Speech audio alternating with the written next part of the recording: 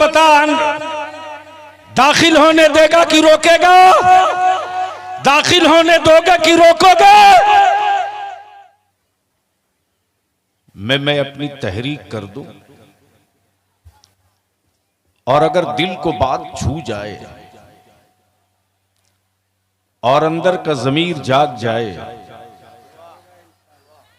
मावों के दूध की गैरत का एहसास हो जाए, मस्जिदों के हुकूक याद आ जाएं, मुस्तफा की इज्जतों नामूस का ख्याल आ जाए और करबला वालों से वफादारी का एहसास मरा नहीं जिंदा है, तो अब तकरीरें सुनने का दौर खत्म हो गया, अब काम करने का वक्त आ गया। ए बाबू, ए प्लीज बैठ जाओ। ये मां बहनें जो टहल रही हो, बैठ जाओ। इधर बहुत जगह है, आकर बैठ जाओ। घूमने के लिए आई हो तो माफ कर दो, अल्लाह के वास्ते तुम्हारी कोई जरूरत नहीं। तो क्या बलियावी से सुनने का इरादा है? कितने लोगों का? उठा के रखो। स्टेज के लोगों का तो उठा लियो, तो उठाए रखो। चारों तरफ से एक ही सदा आनी चाहिए, लब्बैक या रसूल अल्लाह, लब्बैक या रसूल अल्लाह,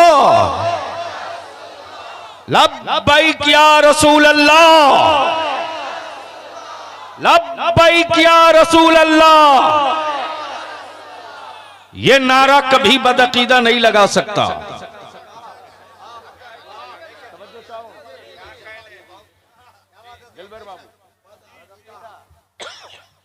ये नारा कभी बदअकीदा नहीं लगा सकता। ये नारा वही लगा सकता है जो अबू बकर वाला होगा, फारूक आजम वाला होगा, उस्मान गनी वाला होगा, मौला अली वाला होगा, हसनैन करीमैन वाला होगा और बरेली के इमाम अहमद रजा वाला होगा। अभी फाजिली गिरामी हजरते मौलाना सैयद नजरुल हसन साहब बता रहे थे, 64 मील कोस,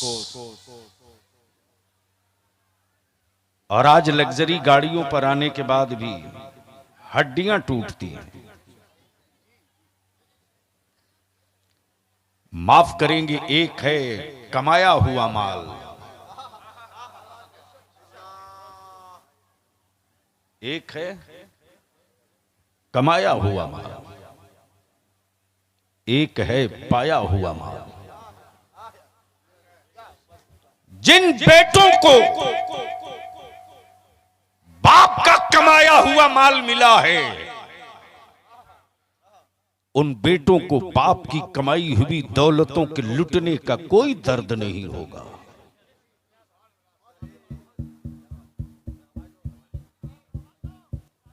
ये डब्बा जो यहां खड़ा किया ना, इसकी वजह से नाश हो रहा है। आप इसको बंद कर दो।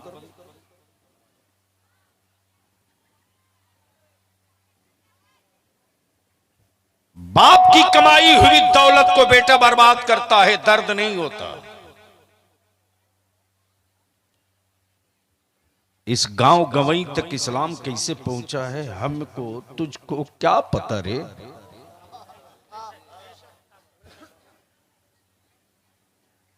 जब अमीर हमजा का कलेजा चबाया गया ना, तब इस्लाम आगे बढ़ा।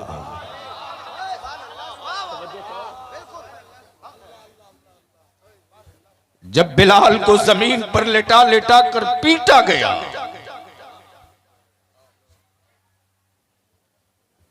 कोड़े बिलाल की पीठ पर गिर रहे थे, सफर इस्लाम कर रहा था।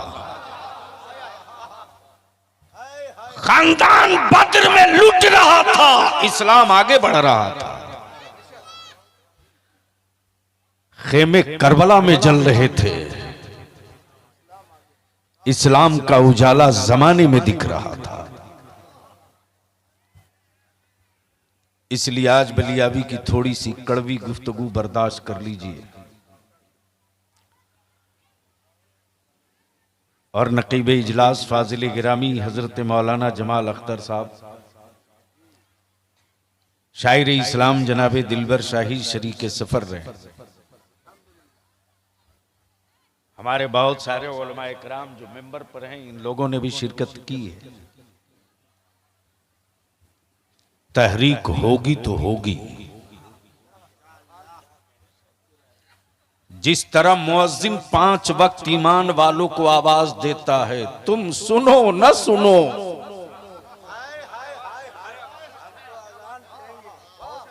तुम सुनो न सुनो, हम हय्या अलस्सलाह की सदा रुकने नहीं देंगे, देते रहेंगे। पार्टियों की गुलामी का पट्टा डालकर गांव में घूमने वालों, तुम सुनो ना सुनो, मैं अपनी औलादों के मुस्तकबिल की सदा लगाते रहे।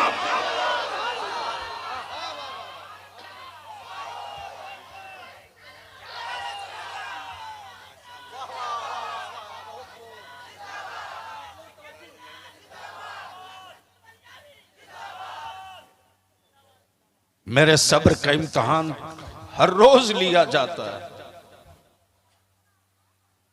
मकानों को फूंक कर मेरे सब्र को जांचा जाता है। मेरी औलादों की मॉब लिंचिंग करके मेरे सब्र को टटोला जाता है।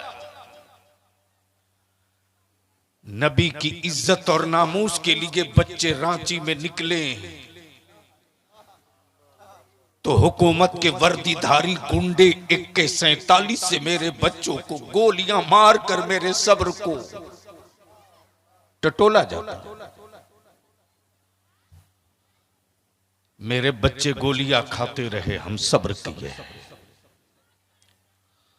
मकानात मेरे फूके हैं, हमने सब्र किए।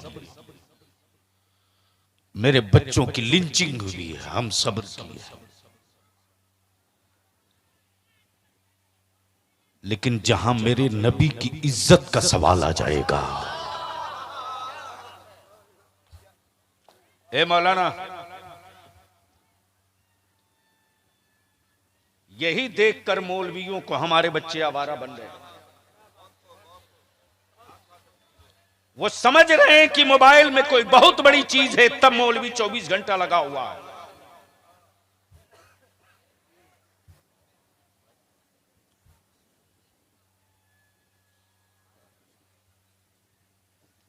क्या करें?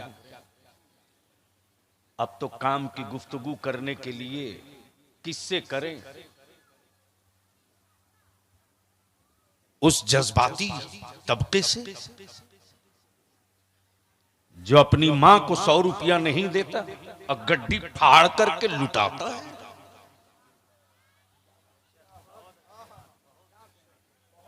क्या उनसे बात की जाए जो अपने पड़ोस के दीवार की जवान बेटियों का दर्द नहीं सुन पाता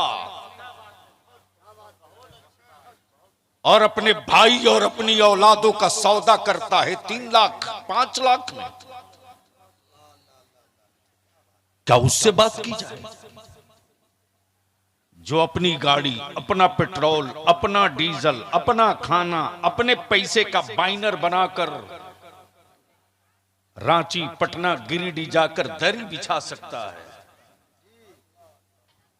लेकिन उसको उसकी अपनी नस्लों के लिए आवाज दो तो पूछता है हमको क्या मिलेगा?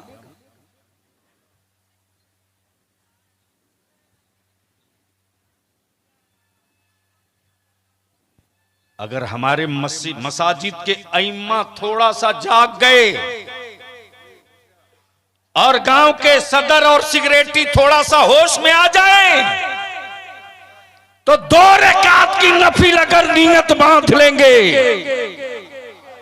अमा जब चंद घंटों के लिए एक इलाके का किसान सड़क पे बैठ जाए तो सत्ता को पीछे हटना पड़ा है। हम नियत बात के के सड़क पर हट खड़े हो गए तो जमाने को पीछे हटना पड़ेगा।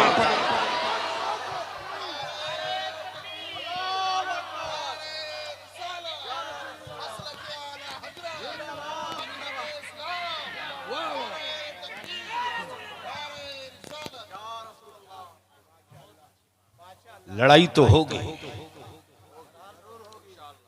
तुम साथ रहो न रहो,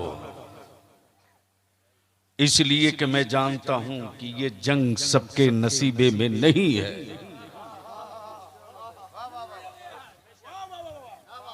ये जंग सबके नसीबे में नहीं है। अगर ये जंग सबके नसीबे में होती तो करबला में सिर्फ 72 नहीं जाते। किनके बीच बोले हम? अब तो बोल दो, ओए जोर से बोल दो, चारों तरफ से एक आवाज होकर जोर से बोल दो। तब मैंने मौलाना नजरुल हसन साहब से कहा कि सुनिए, बहुत हो गया।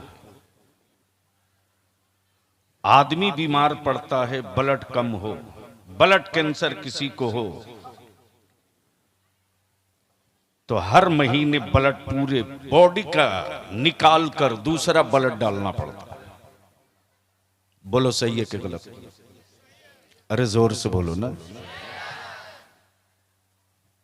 और अगर डायलिसिस पर कोई पेशेंट चला गया, किडनी डैमेज है, तो उसकी बॉडी का सारा पानी एक पाइप से बाहर निकाला जाता है और दूसरे पाइप से उसकी बॉडी में नया और फ्रेश पानी डाला जाता है। क्यों? क्यों? जिंदगी बचाने के लिए। तवज्जो चाहो, तवज्जो चाहो, तवज्जो चाहो दिलवर बाबू।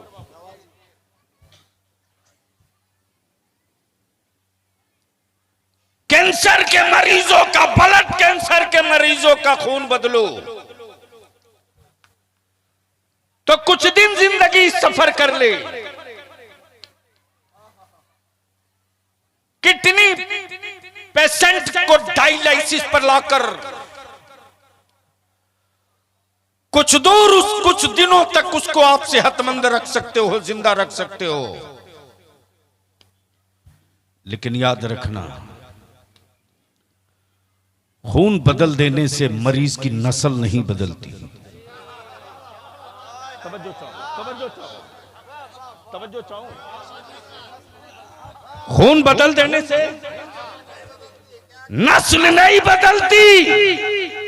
इदारे शरिया की तहरीक बेदारी का यही मकसद है कि अब हम अपनी बीमार कौम का खून नहीं बदलेंगे, अब हम अपने बच्चों की नस्ल बदल देंगे और हम उस नस्ल को लाएंगे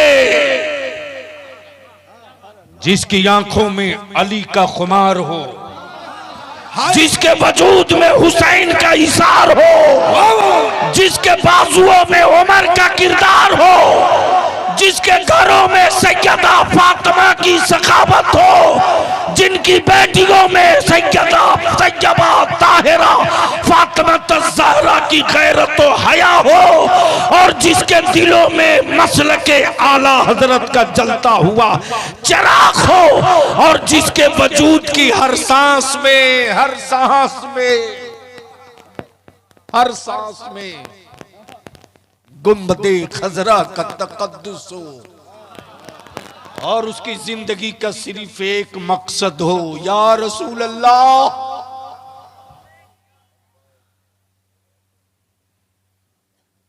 जान दी हुई उसी की थी।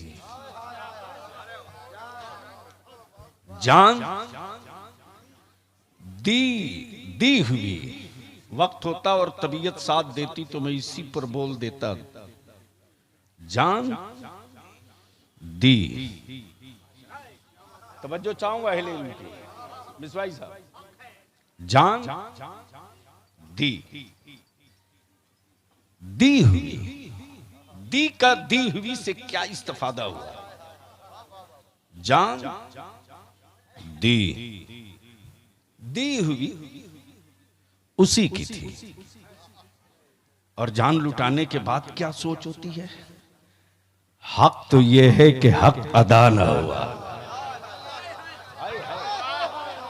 हक तो यह है दी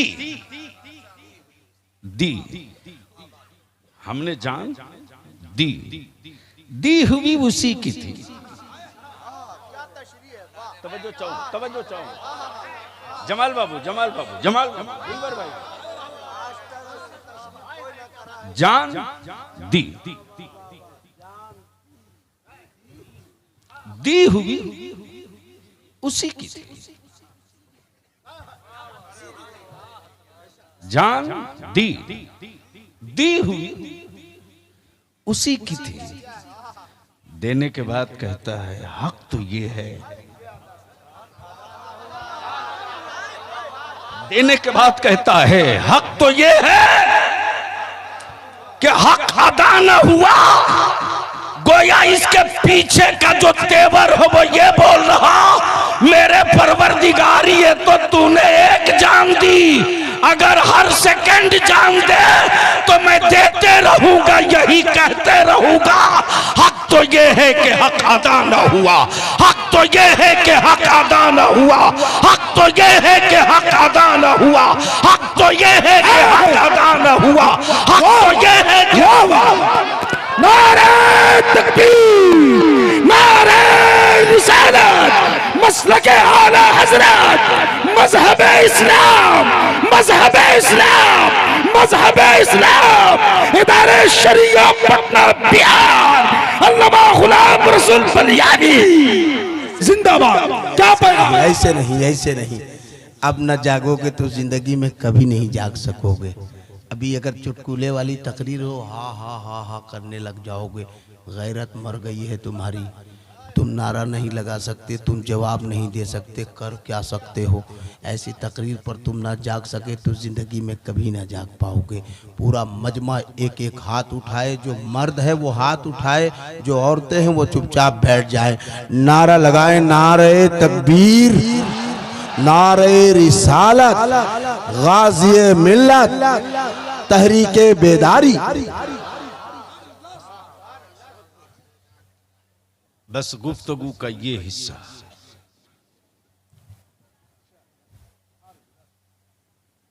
हक तो ये है कि हक, जोर से बोल दो, हक तो ये है कि हक।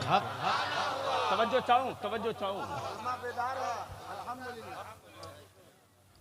हक तो ये है कि हक। एक वफादार और लायक बेटा अपनी मां की खिदमत करता है, और खिदमत करते करते जब मां साथ छोड़ देती तो आखिर में बेटा कहता है क्या करें, कोशिश तो बहुत की, जमीन भी बिक गई, जायदाद भी बिक गई, सब बेच दिया, उसका हमें कोई मलाल नहीं, उसका हमें कोई मलाल नहीं। अफसोस ये है कि बेटा होने का हमने हक अदा नहीं किया। बेटा होने का हमने हक। मेरे अजीज, उस वक्त तक तेरी औलादों को लोग विकलांग और अपंगु समझेंगे जब तक तुम डर के जियोगे। अभी आए थे मौलाना जमाल अख्तर साहब, मधुपुर में तहरीके बेदारी थी, दिलबर बाबू, उसी दिन रात में इधर ही से गुजरे। जगदीशपुर में कुछ जवानों ने हमको रोका, ये था कि हम जवान कुछ आपके साथ तबादले ख्याल करेंगे। उन जवानों को किसी बड़े सियासतदान ने आंखें दिखाई थी कि ज्यादा मुसलमानों के बच्चों के पढ़ाने की बात मत करो, वरना लाल दरवाजे में डलवा दूंगा। हमारे बच्चे कुछ सूरत, कुछ कोलकाता, कुछ दिल्ली रहते। बच्चों ने फोन किया, मैंने कहा उस शोरमा को कह दो कि रईसुल कलम की एक छोटी सी छेनी आ रही है।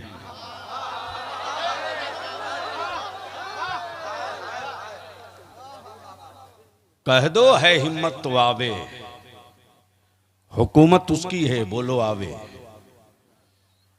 पावर में है वो यहां बोलो आवे। उसके आने की तो हिम्मत नहीं पड़ी, लेकिन पर्दे के पीछे से एक पीसीसी और चापानल का दलाल आवाज दे रहा।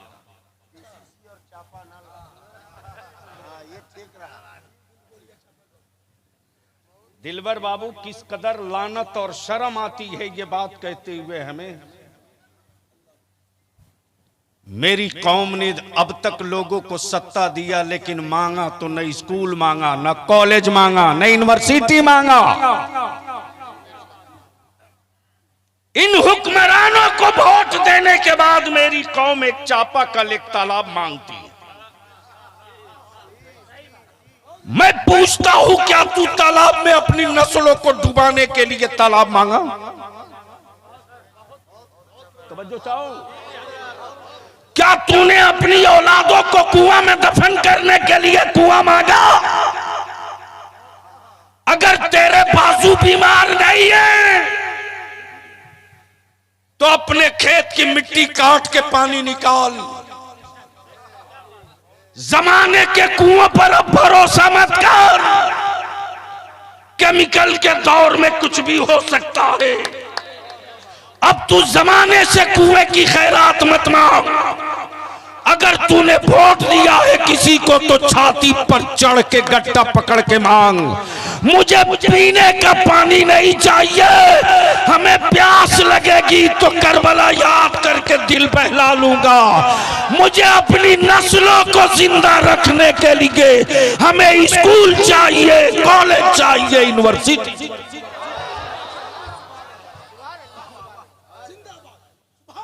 ये बातें तुझको कौन बताएगा?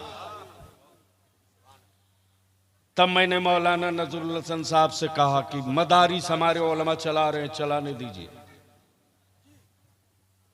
हम जानते हैं कि मेरी कौम पीरों की जबान समझती है, आलिमों की नहीं समझती। मेरा आलिम अपनी पीठ पर सीमेंट की बोरियां लेकर मस्जिदों की तामीर के लिए शहर में गुजर सकता है, लेकिन मेरी कौम आगे बढ़कर यह नहीं कह सकती कि हजरत आप दे मेरा कांधा होगा। लेकिन माफ करना, मैंने देखा मौलाना जमाल साहब कि अपने बाल बच्चों को छोड़कर मजदूर की तरह लोग न जाने कहां कहां लगे हुए हैं किसी की हवेली बनाने में। लेकिन यह भी बलियावी जानता है कि जन्नत की चाबी बेचने वालों, तवज्जो चाहो, जन्नत की चाबी बेचने वालों, तुम्हारी अपनी खुद की कोई पक्की नहीं है, लेकिन बांटे जा रहे हो। मिसबाई साहब, मैं भी चाहता था एक जन्नत खरीद लूं, लेकिन सोचता हूं कोई बहलोल दाना मिले जब तो खरीदूंगा।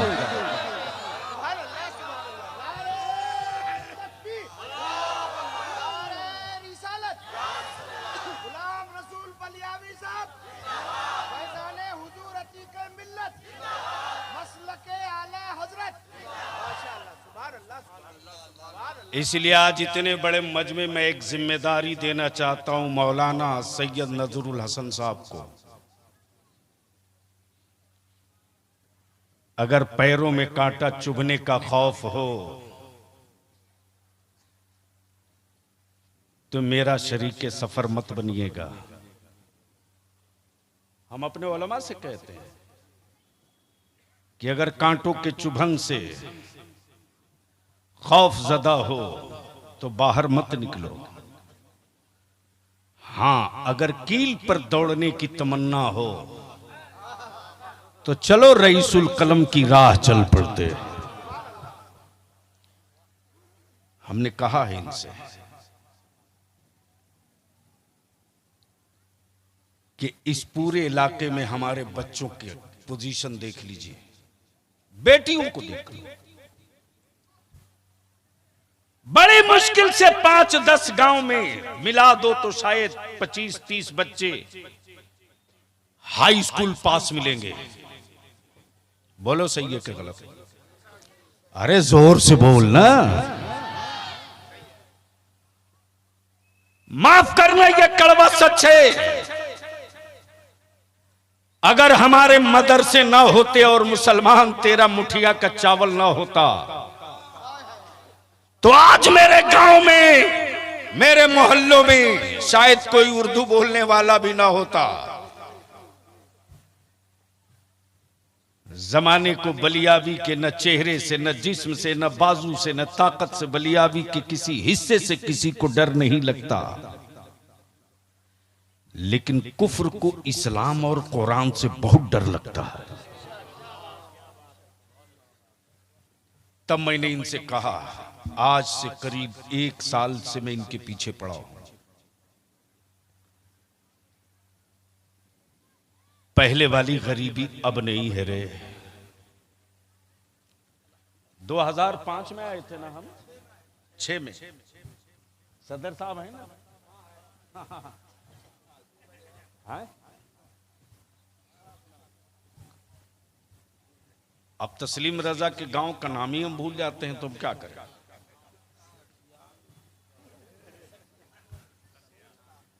आए?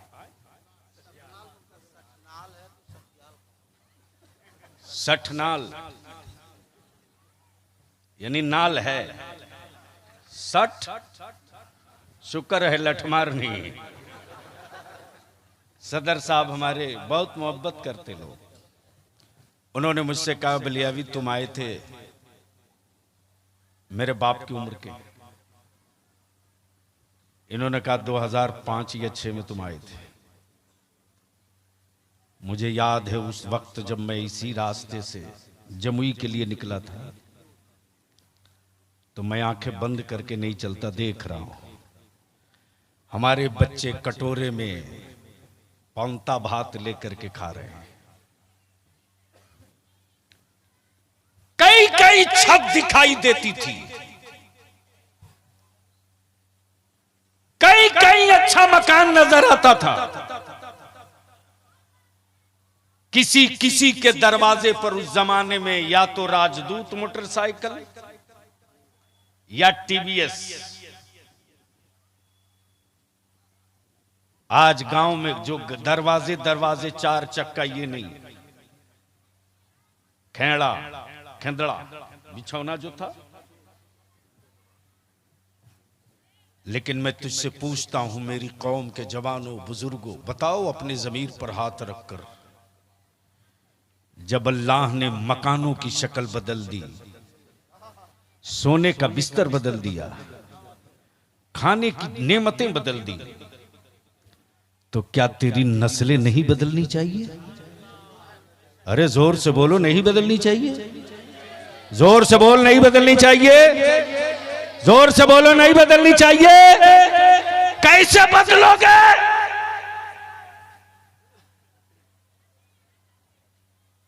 क्या बोला? ताकत से। इसी किस्म का भेड़ा लोग बना के मेरी बच्चों को रखना चाहते। बेटे, कागज से नस्लें नहीं बदलती, मेरे लाल कलम से नस्लें बदलती हैं। तब मैंने इनसे कहा कि एक इदारा, एक स्कूल ऐसा हो जहां मजहब के साथ हम 10+2 से आगे बढ़ करके अपने बच्चों को state service commission, Jharkhand police, Bihar police, NEET की तैयारी, कभी भी ख्वाब देखो तो छोटा मत देखो, बड़ा देखो। और कभी भी घर बनाओ तो 25 साल देखकर मत बनाओ, कम से कम 200 साल देखकर बनाओ। जब ये विजन होगा पेड़ आज लगाओगे तो कल ही इसका फल नहीं मिलेगा। दिलबर बाबू, ये आखिरी बात कर दो। मौलाना जमाल साहब, आदमी के लगाए हुए पेड़ों से फल निकलता है, बंदर के लगाए पेड़ों से कभी फल नहीं निकलता। अब आप कहेंगे क्यों? तो सच यह है कि बंदर ने अगर पेड़ लगा भी दिया तो सुबह से लेकर शाम तक 20 मरतबा उखाड़ के देखेगा लगा है कि नहीं लगा है।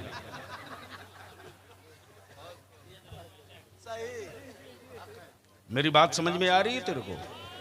अरे जोर से बोलो ना, आ रही है? 20 मरतबा उखाड़ के देखेगा लगा है कि नहीं लगेगा।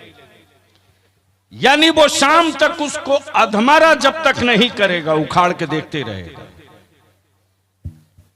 इस किस्म के लोग हमारे मुआशरे में भी हैं।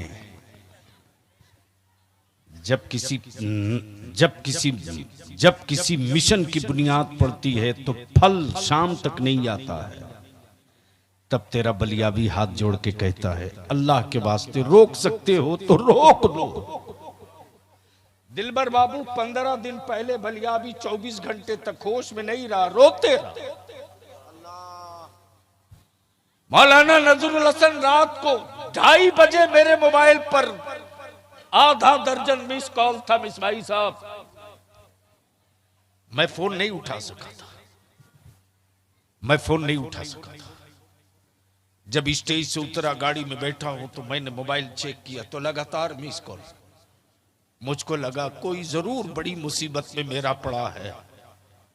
जब ये 2:30 बजे रात को इतना कॉल किया है, फोन लगाया तो एक बच्चा फोन उठाता है, बोला हजरत सलाम अलैकुम। सिसकियां ले रहा। मैंने कहा बेटे हुआ क्या, बोलो। बोला मेरी बहन की बारात आई थी, लगभग 150 लोग थे। रात को 20 आदमी का खाना घट गया। मेरे अब्बू कर्ज लेकर के मेहमानों की जियाफत का इंतजाम किए थे। लड़के के बाप ने कह दिया मैं किस भिख मंगे के यहां अपने बेटे का निकाह कर रहा हूं, जो मेरे मेहमानों को एक वक्त खाना न खिला सका। हजरत मेरे अब्बा ये सदमा बर्दाश्त नहीं कर सके और उनका हार्ट अटैक हो गया। अभी मैं हॉस्पिटल में हूं। मैंने कहा बेटे किसी लड़के को भेजो, जहां बारातियों को खाना खिलाया जा रहा था जरा वहां जाकर देखे कि कचड़े में कितना खाना फेंका हुआ है। एक लड़का देखकर बताया कि हजरत 50 आदमी से ज्यादा लोग खाना खा सकते थे, उतना खाना नुकसान करके डब्बे में फेंका हुआ है। तेरे बलियाबी को कोई हुकूमत वाला नहीं हरा सकता रे, हराया तुमने है, तुमने हराया है मुझको। वरना रईसुल कलम की दुआओं की वो बरकतों की छतरी आज भी उसी आन बान के साथ खड़ी है। अगर तू मेरे इस मिशन के साथ खड़ा हो जा तो 5 साल के बाद किसी अब्दुल्ला के घर के चौखट से किसी ज़ैनब के इज्जत की मातम की अर्थी नहीं निकलेगी।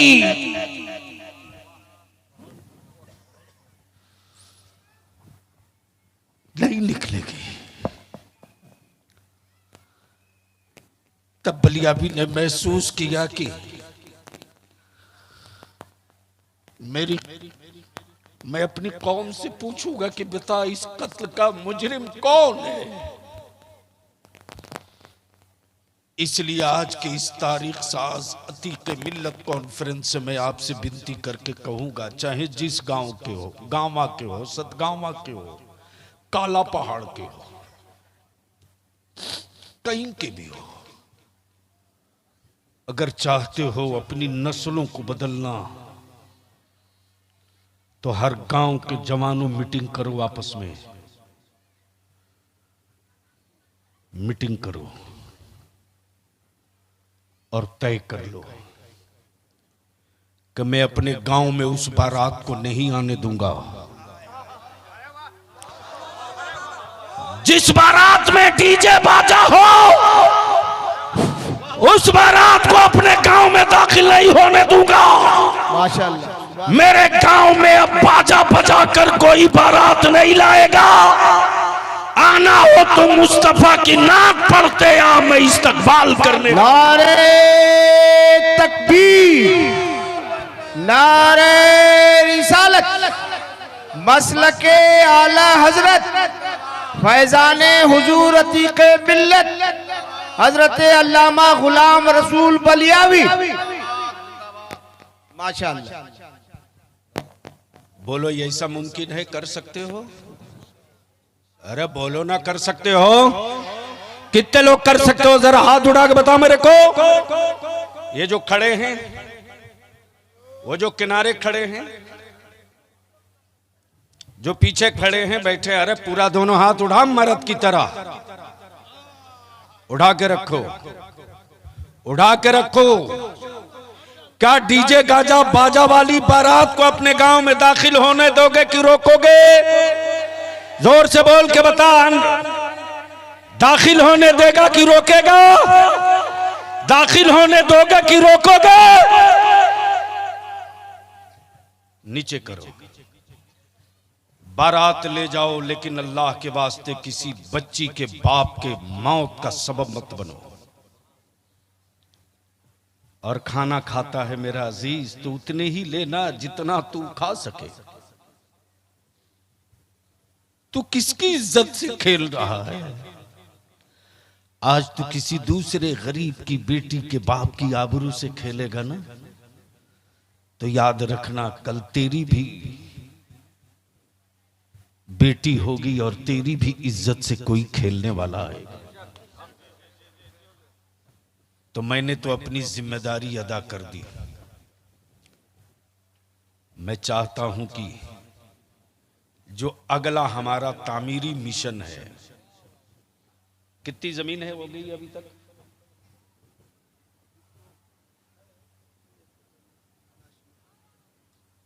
अभी तक जो ले ली गई है कै कट्टा? मदरसे वाली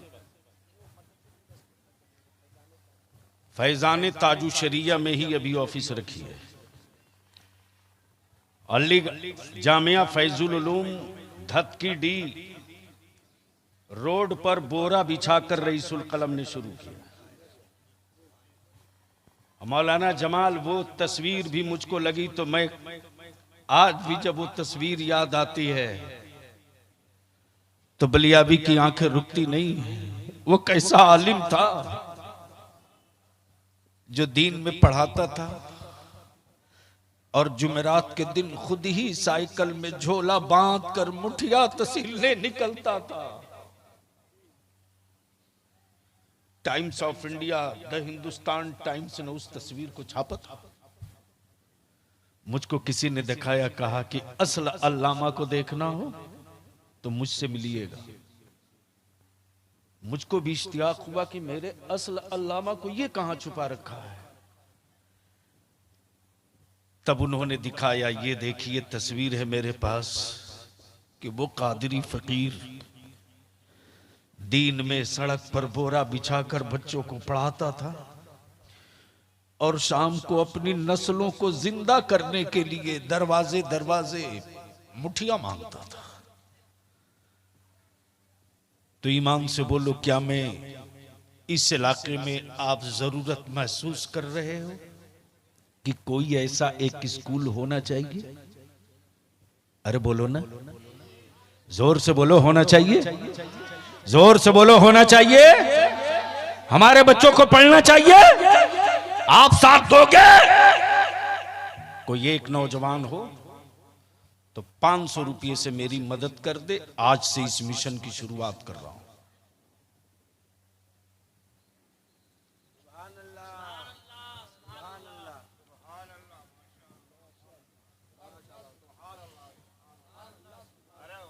मैंने आवाज दिया है, आने दीजिए, रास्ता दे।